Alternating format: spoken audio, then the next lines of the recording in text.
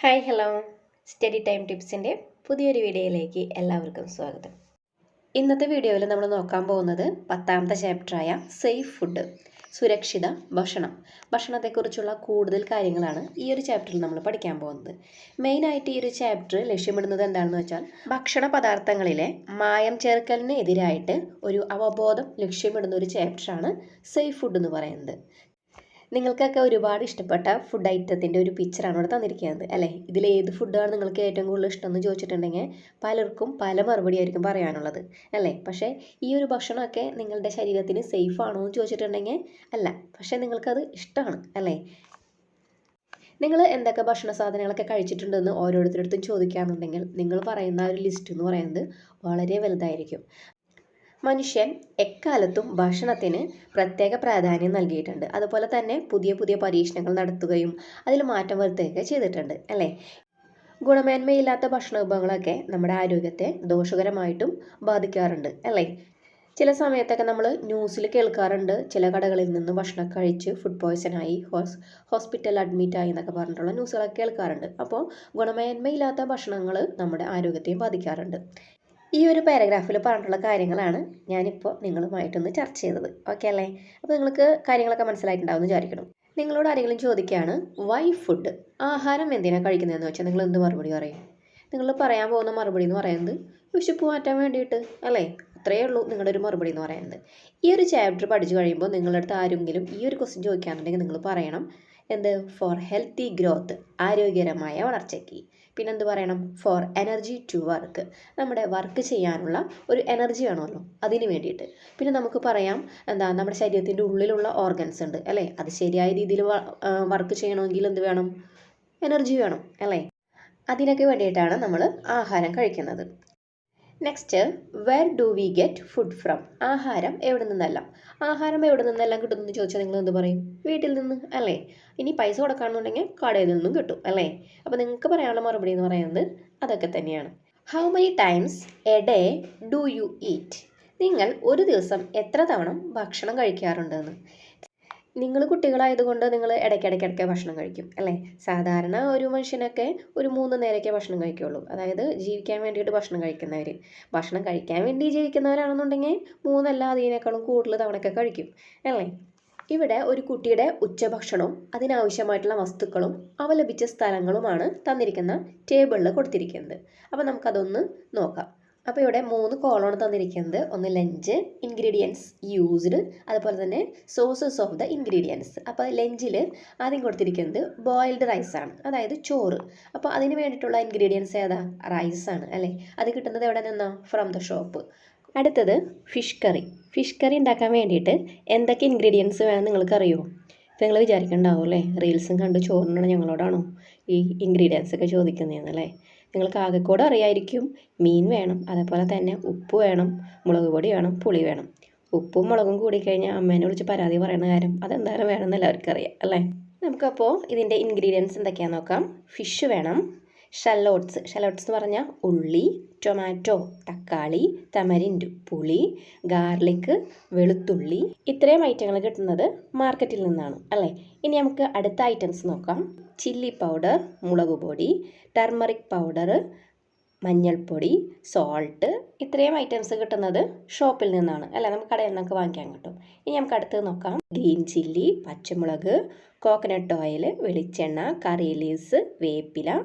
ഇതെല്ലാം കിട്ടുന്നത് എവിടെ നിന്നാണ്, ഫ്രം ഹോമാണ്, വീട്ടിൽ നിന്ന് ലഭിക്കുന്ന ഐറ്റംസ് ആണ് ഇതൊക്കെ അല്ലേ. ഇനി അടുത്തത് വാട്ടറാണ്. വാട്ടർ ലഭിക്കുന്നത് ഫ്രം ദി വെൽ, കിണറ്റിൽ നിന്ന്. അപ്പോൾ ഇത്രയും ഐറ്റംസ് ഉണ്ടെന്നുണ്ടെങ്കിൽ നമുക്ക് ഫിഷ് കറി ഉണ്ടാക്കാം. നിങ്ങൾ വിചാരിച്ചിരുന്നോ ഫിഷ് കറിക്ക് ഇത്രയും ഐറ്റംസ് ഒക്കെ വേണമെന്ന്? ആർക്കും അറിയില്ലായിരിക്കും അല്ലേ. അടുത്തത് തോരനാണ്, പയർ തോരനാണ്. അപ്പോൾ പയർ തോരൻ എന്തൊക്കെ ഇൻഗ്രീഡിയൻസ് വേണം, പീ വേണം, പയർ വേണം അല്ലേ. പിന്നെ എന്ത് വേണം, കോക്കനട്ട്, നാളികേരം കുറച്ച് ചെറിയൊക്കെ ഇടാറുണ്ട്. പിന്നെ അതുപോലെ തന്നെ കോക്കനട്ട് ഓയിൽ, വെളിച്ചെണ്ണ വേണം, മസ്റ്റാർഡ് കടുക് വേണം, ചില്ലി വേണം. ഇത് കിട്ടുന്നത് എവിടെ നിന്നാണ്, ഫ്രം ഹോമിൽ നിന്നാണ്. ഇനി നമുക്ക് ടർമറിക് പൗഡറും സോൾട്ടും വേണം. അപ്പോൾ അത് കിട്ടുന്നത് ഷോപ്പിൽ നിന്നാണ്. വാട്ടർ കിട്ടുന്നതോ ഫ്രം ദി വെൽ, വെള്ളം അറിയാലോ അല്ലേ, കിണർ കേട്ടോ. അടുത്തത് മാംഗോ പിക്കിൾ എല്ലാവർക്കും ഇഷ്ടമായിരിക്കുമല്ലോ അല്ലേ. അപ്പോൾ നമുക്ക് അതിനെന്ത് വേണം, മെയിനായിട്ട് മാംഗോ വേണം, ചില്ലി പൗഡർ വേണം, അസഫറ്റിഡ. പേരൊക്കെ കേൾക്കുമ്പോൾ വലിയ ഇംഗ്ലീഷുകാരുടെ പേരൊക്കെയാണെന്ന് വിചാരിക്കും, പക്ഷേ ആള് കായം. അതുപോലെ തന്നെ സോൾട്ട് വേണം, ഓയിൽ വേണം, ഫെനുഗ്രീക്ക് വേണം. ഫെനുഗ്രീക്ക് പൗഡർ എന്ന് പറഞ്ഞാൽ ഉലുവപ്പൊടി. അതുപോലെ തന്നെ മസ്റ്റാർഡ് കടുക് ആൻഡ് ടർമറിക് പൗഡർ മഞ്ഞൾപ്പൊടി. അപ്പോൾ ഇത്രയും ഐറ്റംസ് ആണ് ആ ഒരു കുട്ടിയുടെ ഉച്ചഭക്ഷണത്തിന് ആവശ്യമായിട്ടുള്ള സാധനങ്ങൾ. ഒരു ഫിഷ് ഫ്രൈയും കൂടി ഉണ്ടായിരുന്നെങ്കിൽ ഉച്ചഭക്ഷണം അങ്ങ് അടിപൊളിയായിരുന്നു അല്ലേ. പക്ഷേ അതില്ല, പോട്ടെ.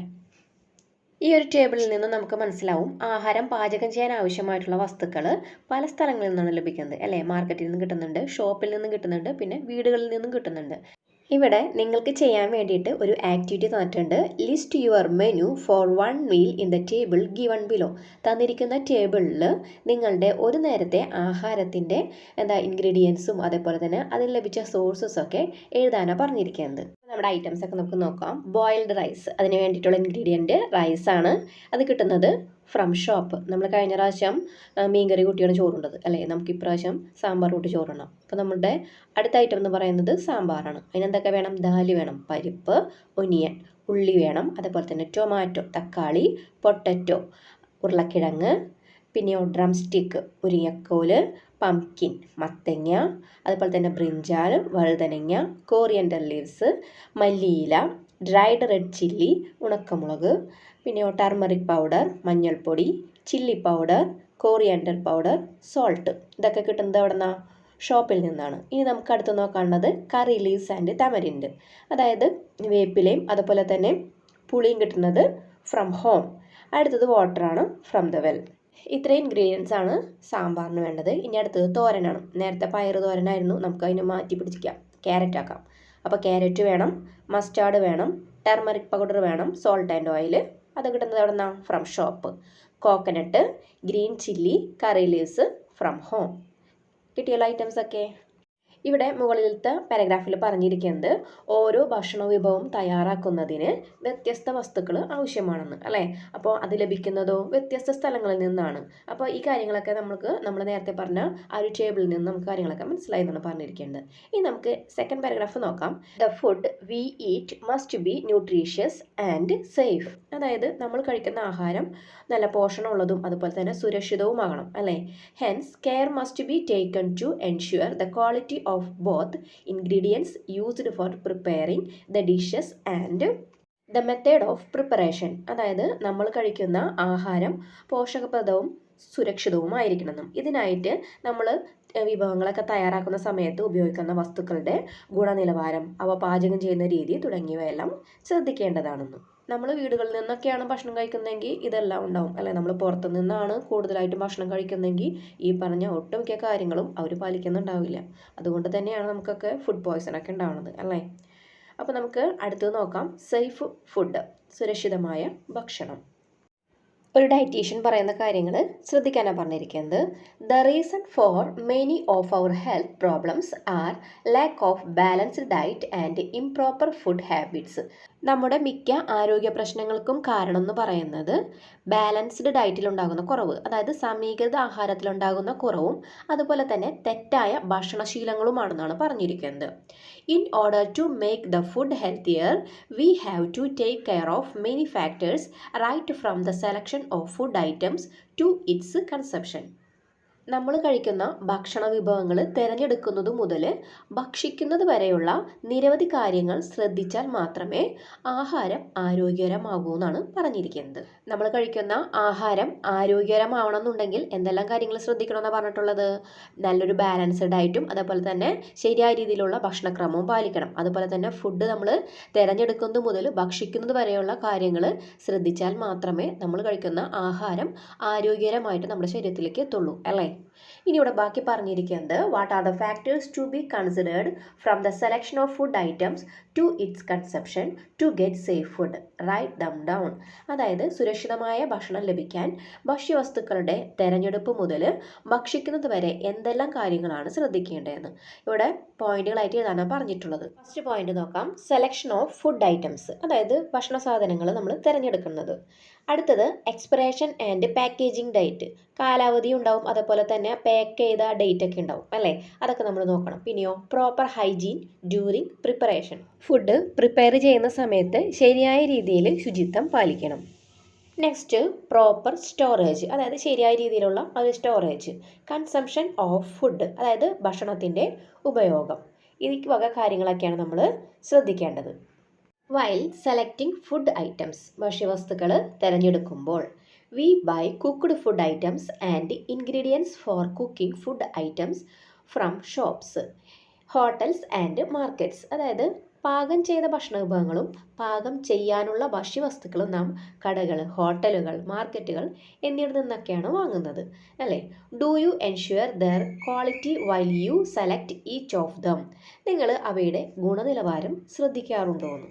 ഇവിടെ ഒരു എക്സാമ്പിൾ കൊടുത്തിട്ടുണ്ട്, നമുക്കതൊന്ന് ചെക്ക് ചെയ്യാം. വൈൽ ചൂസിങ് ഫിഷ് തിരഞ്ഞെടുക്കുമ്പോൾ, അതായത് വാങ്ങിക്കാൻ ചെല്ലുന്ന സമയത്ത് മീൻ കാണുമ്പോൾ നമുക്ക് തോന്നണം നല്ലതാണോ ചീത്തയാണോ എന്നൊക്കെ. അപ്പോൾ അത് എന്തൊക്കെ കാര്യങ്ങൾ ശ്രദ്ധിക്കണമെന്ന്. ടു ചൂസ്, നമ്മൾ തിരഞ്ഞെടുക്കേണ്ടത് എങ്ങനെയുള്ള മത്സ്യങ്ങളാണെന്ന്. When the finger pressed over the fish is released, the depressed part on the flesh restores its shape. അതായത് വിരൽ കൊണ്ട് അമർത്തുമ്പോൾ കുഴിഞ്ഞു പോകുന്ന ഭാഗം വീണ്ടും പഴയ സ്ഥിതിയിലേക്ക് വരുന്നുണ്ടോ എന്ന് നോക്കണം കേട്ടോ. ടു അവോയ്ഡ്, ഇനി അവോയ്ഡ് ചെയ്യേണ്ടത് എന്താ? The depression on the fish caused by pressing it with a finger remains. അതായത് വിരൽ കൊണ്ട് അമർത്തുമ്പോൾ കുഴിഞ്ഞു പോകുന്ന ഭാഗം പൂർവ്വസ്ഥിതിയിലാകാത്തത് നമ്മൾ അവോയ്ഡ് ചെയ്യണമെന്ന്. മീൻ വാങ്ങാൻ ചെല്ലുമ്പോൾ ഇതൊക്കെ ചെയ്യാൻ നിന്നിട്ടുണ്ടെങ്കിൽ അവർ നമ്മൾ ഓടിക്കും അല്ലേ. അടുത്തത് ടു ചൂസ്, തിരഞ്ഞെടുക്കേണ്ടത് എന്തൊക്കെയാണ്?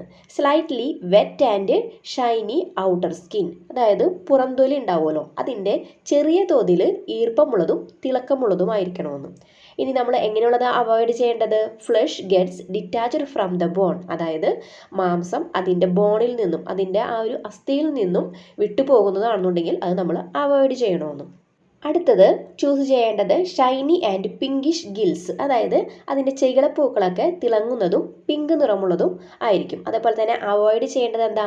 Slightly greenish or ash coloured gills, അതിൻ്റെ ഗിൽസൊക്കെ ഒരു ചാര നിറമുള്ളതോ അല്ലെങ്കിൽ നേരത്തെ ഒരു പച്ച നിറമുള്ളതൊക്കെ ആണെന്നുണ്ടെങ്കിൽ നമുക്കതിനെ അവോയ്ഡ് ചെയ്യാം. പിന്നെ ചൂസ് ചെയ്യേണ്ടതോ intact eyes with normal colour, അതായത് കണ്ണുകൾ യഥാസ്ഥാനത്തുള്ളതും സ്വാഭാവിക നിറമുള്ളതൊക്കെ ആണെന്നുണ്ടെങ്കിൽ അത് സെലക്ട് ചെയ്യാം. സങ്കൻസ് ഐസ് ആണെന്നുണ്ടെങ്കിലോ കുഴിഞ്ഞ കണ്ണുകളൊക്കെ ആണെന്നുണ്ടെങ്കിൽ അത് നമ്മൾ അവോയ്ഡ് ചെയ്യാം. പിന്നെ അടുത്തത് നോ ഫൗൾ സ്മെല്ല്, ഒരു ചീഞ്ഞ മണം അല്ലേ, ദുർഗന്ധമൊന്നും ഇല്ലാത്തതാണെന്നുണ്ടെങ്കിൽ നമുക്ക് അത് ചൂസ് ചെയ്യാം. ഇനി ഫൗൾ സ്മെല്ല് ഉണ്ടെന്നുണ്ടെങ്കിലോ അത് അവോയ്ഡ് ചെയ്യാം അല്ലേ. അപ്പോൾ നമ്മൾ ഇത്രയും കാര്യങ്ങൾ നോക്കിയിട്ട് വേണം മീനൊക്കെ വാങ്ങിക്കാൻ ചെല്ലുമ്പോൾ അത് കൊണ്ട് വാങ്ങിച്ചുകൊണ്ട് പോരാൻ. പക്ഷേ നമ്മളിതൊക്കെ വാങ്ങിക്കാൻ ചെല്ലുന്ന സമയത്ത് നമ്മളിതൊന്നും നോക്കാറൊന്നുമില്ല അല്ലേ. ഞെക്കി നോക്കാനൊക്കെ ചെന്നിട്ടുണ്ടെങ്കിൽ അവർ നമ്മൾ ഓടിക്കും, വേണമെങ്കിൽ വാങ്ങിച്ചുകൊണ്ട് പോയാമെന്ന് പറയും, അങ്ങനെ പറയുള്ളൂ അല്ലേ. അവർ തന്നതെന്തോ അത് നമ്മൾ വാങ്ങിച്ചിട്ട് പോരും, അത്രയാണ് ഉണ്ടാവാറ് അല്ലേ. അപ്പോൾ ഏകദേശം ഇത്രയും കാര്യങ്ങൾ നോക്കുമ്പോൾ നമുക്ക് ഇങ്ങനത്തെ കാര്യങ്ങൾ കാണാമെന്നുണ്ടെങ്കിൽ അത് വാങ്ങിക്കാതിരിക്കായിരിക്കും നല്ലത്. അടുത്തത് മിൽക്ക് ആൻഡ് മിൽക്ക് പ്രൊഡക്റ്റ്, പാലും പാലുൽപ്പന്നങ്ങളും. In your house where do you get milk from, നിങ്ങളുടെ വീട്ടിൽ എവിടെ നിന്നാണ് പാൽ ലഭിക്കുന്നതെന്ന്. ബൈസ് പാക്കറ്റ് മിൽക്ക്, ചിലർ പാക്കറ്റ് മിൽക്കായിരിക്കും വാങ്ങിക്കുന്നത് അല്ലേ. ചിലർ കാണുന്നുണ്ടെങ്കിലോ മിൽക്ക് ഫ്രം ഡയറി ഫാം, ചിലർ ഡയറി ഫാമിൽ നിന്ന് പോയിട്ട് നേരിട്ട് വാങ്ങിക്കും. ചിലരാണെന്നുണ്ടെങ്കിലോ from own cow or goat in the house, ചിലർക്ക് വീട്ടിൽ പശു ഉണ്ടാവും അല്ലെങ്കിൽ ആടുണ്ടാവും അല്ലേ. അപ്പോൾ അങ്ങനെയൊക്കെയാണ് ഓരോരുത്തരുടെ വീട്ടിലും പാലുകളൊക്കെ കിട്ടുന്നത്. ചിലവരാണെന്നുണ്ടെങ്കിലോ ബൈസ് മിൽക്ക് പൗഡർ വാങ്ങിക്കും അല്ലേ. അടുത്ത് പറഞ്ഞിരിക്കുന്നത് what factors are to be considered while selecting milk and milk products from shop. നമ്മൾ പാലുൽപ്പന്നങ്ങളും വാങ്ങുമ്പോൾ എന്തെല്ലാം കാര്യങ്ങൾ ശ്രദ്ധിക്കണമെന്ന് താഴെ കുറച്ച് സ്റ്റേറ്റ്മെൻറ്റ്സ് തന്നിട്ടുണ്ട്. അതിന് ശരിയായൊക്കെ നേരെ ടിക്ക് മാർക്ക് ഇടാനാണ് പറഞ്ഞിരിക്കുന്നത്. നമുക്ക് തന്നിരിക്കുന്ന സ്റ്റേറ്റ്മെൻറ്റ്സ് ഒക്കെ നോക്കാം. ഫസ്റ്റ് സ്റ്റേറ്റ്മെൻറ്റ് മിൽക്ക് പാക്കറ്റ് വിത്ത് ലോഗോ ഉള്ള മിൽക്ക് പാക്കറ്റ്, അത് നമുക്ക് ടിക്കിടാം അല്ലേ. അടുത്തത് ഡിസ്കളേർഡ് മിൽക്ക്, അതായത് എങ്ങനെയാണ് നിറമാറ്റമുള്ള പാല്, അത് വേണോ നമുക്ക്? വേണ്ട അല്ലേ. Unpacked milk and milk products, അതായത് പാക്ക് ചെയ്യാത്ത പാലും പാലിൻ്റെ ഉൽപ്പന്നങ്ങളും, അതും വേണ്ട അല്ലേ. Date of packing and expiry printed on the packet, അതായത് പാക്ക് ചെയ്ത തീയതിയും അതിൻ്റെ കാലാവധിയും കവറിൽ അടയാളപ്പെടുത്തിയിട്ടുള്ളത്, അത് നമുക്ക് ടിക്ക് കൊടുക്കാം. ക്വാളിറ്റി ഓഫ് ദ സോഴ്സ്, അതായത് ലഭ്യമാകുന്ന സ്രോതസ്സിൻ്റെ ഗുണനിലവാരം, പിന്നെയോ അത് ടിക്ക് കൊടുക്കാം. Packed and sealed cheese and paneer, അതായത് ചീസും പനീറൊക്കെ പാക്ക് ചെയ്തതും സീലുള്ളതൊക്കെ, അതും ടിക്ക് കൊടുക്കാം അല്ലേ. ഇത്രയും കാര്യങ്ങളാണ് നമ്മൾ പാലും പാലിൻ്റെ ഉൽപ്പന്നങ്ങളൊക്കെ വാങ്ങിക്കുമ്പോൾ ശ്രദ്ധിക്കേണ്ടത്. ഇനി അടുത്തത് നമുക്ക് ശ്രദ്ധിക്കാനുള്ളതും ഫ്രൂട്ട്സ് ആൻഡ് വെജിറ്റബിൾസ് ആണ്. ഇനി ഇത് വാങ്ങാൻ പോകുമ്പോൾ നമ്മൾ എന്തൊക്കെ കാര്യങ്ങൾ സെലക്ട് ചെയ്യണം, എന്തൊക്കെ അവോയ്ഡ് ചെയ്യണം എന്നൊക്കെയാണ് നമുക്ക് നോക്കാം. ഈ സെലക്റ്റഡ് അതിൻ്റെ പോയിന്റ്സ് മാത്രം നമുക്ക് നോക്കാം. അതിൽ ആദ്യത്തെ പോയിന്റ് ഇപ്പോൾ തന്നിട്ടുണ്ട് ഇവിടെ, അൺഡാമേജ്ഡ് ഔട്ടർ സ്കിൻ. അതായത് ആ ഒരു ഫ്രൂട്ടിൻ്റെ ഔട്ടർ സ്കിന്ന് ഡാമേജ് ഒന്നും ഇല്ലാന്നുണ്ടെങ്കിൽ നമുക്കത് സെലക്ട് ചെയ്യാം. പിന്നെയോ നോർമൽ സ്കിൻ കളർ നോർമൽ ആണെന്നുണ്ടെങ്കിൽ സെലക്ട് ചെയ്യാം. ഫേം വെൻ ടച്ച്ഡ്, അതായത് നമ്മൾ ടച്ച് ചെയ്യുന്ന സമയത്ത് നല്ല ഉറച്ചിരിക്കുകയാണെന്നുണ്ടെങ്കിൽ അതും സെലക്ട് ചെയ്യാം. ഫ്രഷ് സ്മെല്ലാണെന്നുണ്ടെങ്കിൽ സെലക്ട് ചെയ്യാം. അൺഡാമേജ്ഡ് പാക്കിംഗ് ഒന്നും കേടില്ല എന്നുണ്ടെങ്കിൽ അങ്ങനെയുള്ളതൊക്കെ നമുക്ക് സെലക്ട് ചെയ്യാം. ഇത് നമുക്ക് എന്തൊക്കെയാണ് അവോയ്ഡ് ചെയ്യേണ്ടതെന്ന് നോക്കാം. ഡാമേജ്ഡ് സ്കിൻ ഡാമേജ്ഡ് ആണെന്നുണ്ടെങ്കിൽ നമുക്കത് അവോയ്ഡ് ചെയ്യാം. പിന്നെ അതേപോലെ തന്നെ ഡിസ്കളറേഷൻ, അതായത് നിറം മങ്ങിയതൊക്കെ ആണെന്നുണ്ടെങ്കിൽ അത് നമുക്ക് അവോയ്ഡ് ചെയ്യാം. പിന്നെ ഫൗൾ സ്മെൽ, ദുർഗന്ധമൊക്കെ ഉണ്ടെങ്കിൽ അത് നമുക്ക് ഒഴിവാക്കാം. ഡാമേജ് ഇൻ പാക്കിങ്ങിൽ എന്തെങ്കിലും ഡാമേജ് ഉണ്ടെങ്കിൽ അതും നമുക്ക് ഒഴിവാക്കാം. നെക്സ്റ്റ് നോക്കാനുള്ളത് while choosing packed food items, അതായത് പാക്ക് ചെയ്ത ഭക്ഷണ വസ്തുക്കൾ നമ്മൾ തിരഞ്ഞെടുക്കുമ്പോൾ എന്തൊക്കെ കാര്യങ്ങൾ ശ്രദ്ധിക്കണമെന്ന്. ഞാൻ ഈ പാരഗ്രാഫ് വായിക്കണില്ല, ഞാൻ ഇതിലുള്ള കാര്യങ്ങൾ ജസ്റ്റ് ഒന്ന് പറഞ്ഞുതരാം. അതായത് നമ്മൾ വീടുകളിൽ ബിസ്ക്കറ്റ്, ചോക്ലേറ്റ്, ചിപ്സ് അതുപോലെ സാധനങ്ങളൊക്കെ വാങ്ങിക്കാറുണ്ട് അല്ലേ. അപ്പോൾ ആ ഒരു പാക്കറ്റുമേൽ അതുമായി ബന്ധപ്പെട്ടുള്ള എന്തെല്ലാം വിവരങ്ങളാണ് അതിൽ രേഖപ്പെടുത്തിയിട്ടുള്ളതെന്ന് നിങ്ങളടുത്ത് അത് ശ്രദ്ധിച്ചിട്ട് താഴെ കുറച്ച് സ്റ്റേറ്റ്മെൻറ്റ്സ് തന്നിട്ടുണ്ട്. നിങ്ങൾ കണ്ടെത്തിയിട്ടുള്ള വിവരങ്ങൾ ഈ പറയുന്ന സ്റ്റേറ്റ്മെൻറ്റ്സിൽ ഉൾപ്പെട്ടിട്ടുണ്ടോ എന്ന് ചെക്ക് ചെയ്യാനാണ് പറഞ്ഞിരിക്കുന്നത്. അപ്പോൾ നമുക്ക് എന്തൊക്കെയാണെന്ന് നോക്കാം. അപ്പോൾ നമുക്ക് ഓരോന്നായിട്ട് ചെക്ക് ചെയ്യാം. First name of the food item, അതെന്തായാലും ഉണ്ടാവും അല്ലേ. ആ ഒരു ഫുഡിൻ്റെ പേരവിടെ കൊടുത്തിട്ടുണ്ടാവും. ലേസ് ആണെങ്കിൽ ലേസ് അല്ലേ, നല്ല ഭംഗിയിൽ കൊടുത്തിട്ടുണ്ടാവും. അപ്പോൾ അതെന്തായാലും ഉണ്ടാവും. അടുത്തത് ലിസ്റ്റ് ഓഫ് ഇൻഗ്രീഡിയൻസ്, അതിലുള്ള ഇൻഗ്രീഡിയൻസ് എന്തൊക്കെയാണെന്നുണ്ടെങ്കിൽ അത് കൊടുത്തിട്ടുണ്ടാവും അല്ലേ, അതും ഉണ്ടാവും. നെക്സ്റ്റ് ഇൻഫോർമേഷൻ റിഗാർഡിംഗ് ന്യൂട്രിയൻസ്, അതുണ്ടാവാൻ സാധ്യതയില്ല. നെക്സ്റ്റ് കലോറിഫിക് വാല്യൂ, അത് കൊടുത്തിട്ടുണ്ടാവും അല്ലേ. അടുത്തത് vegetarian and non vegetarian symbols, എല്ലാ പാക്കറ്റിലൊന്നും ഉണ്ടാവാറില്ല അല്ലേ. പിന്നെ അതുപോലെ തന്നെ ക്വാണ്ടിറ്റിയും വെയ്റ്റും അത് ഉണ്ടാവാറുണ്ട് ചിലതിലൊക്കെ അല്ലേ. Next date of manufacture, date of expiry, അത് ഉണ്ടാവാറുണ്ട് അല്ലേ. എക്സ്പയറി ഡേറ്റും അതുപോലെ തന്നെ മാനുഫാക്ചറിങ് കാണിക്കാറില്ല, പക്ഷേ എക്സ്പയറി ഡേറ്റ് ഒക്കെ കാണിക്കാറുണ്ട് അല്ലേ. Place of production, address of producer, അതുണ്ടാവാറില്ല. നെക്സ്റ്റോ ആഡഡ് പ്രിസർവേറ്റീവ്സ്, അതുണ്ടാവാറുണ്ടോ? എല്ലാത്തിലൊന്നും ഉണ്ടാവാറില്ല അല്ലേ. പിന്നെയോ കളറിങ് മെറ്റീരിയൽസ് യൂസ്ഡ്, അതിൽ യൂസ് ചെയ്തിട്ടുള്ള കളറിങ് മെറ്റീരിയൽസ് ഉണ്ടാവാറില്ല. പിന്നെ അതുപോലെ തന്നെ licence number and FSSAI logo, അതുണ്ടാവാറുണ്ട് അല്ലേ. അടുത്തതോ മെത്തേഡ് ഓഫ് യൂസ്, അതുണ്ടാവാറില്ല. അപ്പോൾ ഉണ്ടാവുന്ന കാര്യങ്ങൾ നമുക്കൊന്ന് ജസ്റ്റ് ഒന്ന് ടിക്ക് ചെയ്യാം. അപ്പോൾ ഇത്രയും കാര്യങ്ങളൊക്കെയാണ് നമ്മൾ ഒരു പാക്കറ്റിലുള്ള ഭക്ഷ്യവസ്തുക്കളൊക്കെ വാങ്ങുമ്പോൾ നമ്മൾ ശ്രദ്ധിക്കേണ്ടതെന്ന്. അപ്പോൾ ഇതോടുകൂടി ഞാൻ ഫസ്റ്റ് പാർട്ടോടെ അവസാനിപ്പിക്കുകയാണ്. നിങ്ങൾക്ക് ഈ ഒരു വീഡിയോ ഉപകാരപ്പെട്ടു എന്ന് ഞാൻ വിശ്വസിക്കുന്നു. അതുപോലെ തന്നെ ക്ലാസ് മനസ്സിലായെന്നും വിശ്വസിക്കുന്നു. അപ്പോൾ നിങ്ങൾക്ക് ഉപകാരപ്പെട്ടെങ്കിൽ ഫ്രണ്ട്സിന് ഷെയർ ചെയ്യാം. നിങ്ങൾ ലൈക്ക് ചെയ്യാനും കമൻറ്റ് ചെയ്യാനും മറക്കരുത്. ആരും കമൻറ്റ് ചെയ്യാറൊന്നുമില്ല. നിങ്ങൾക്ക് ക്ലാസ് മനസ്സിലായിട്ടുണ്ടെങ്കിൽ ഒന്ന് കമൻറ്റ് ഇട്ടാൽ ഉപകാരമായിരുന്നു കേട്ടോ. അപ്പോൾ നമുക്ക് ഇതിൻ്റെ ബാക്കി ഭാഗവുമായിട്ട് അടുത്ത വീഡിയോയിൽ കാണാം.